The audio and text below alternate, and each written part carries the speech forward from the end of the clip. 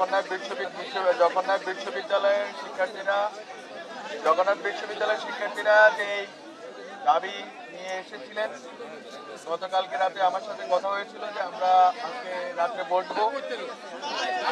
আরেকটা কথা হয়েছিল যে আগামীকালকে শিক্ষা উপদেষ্টার সাথে কথা হবে। তো এই দুটি কথা আমাদের ছিল যে আমরা বসে ডায়ালগ করে আমরা কথা বলে এটা সমাধান করব।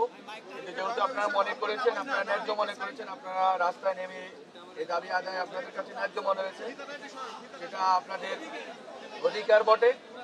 এখন আমাদের বক্তব্য হচ্ছে, আজকে যেভাবে আন্দোলনে, প্রথম কথা আমি যেটা বলতে চাই, আজকে যেভাবে আন্দোলনে পুলিশের কিছু সদস্য হয়তো আপনার উস্কানি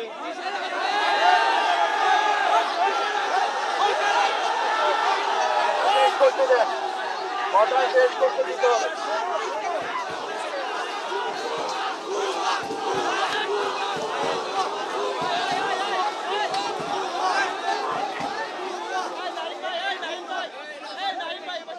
আমি কথা বলবো না, আমি কথা বলবো না।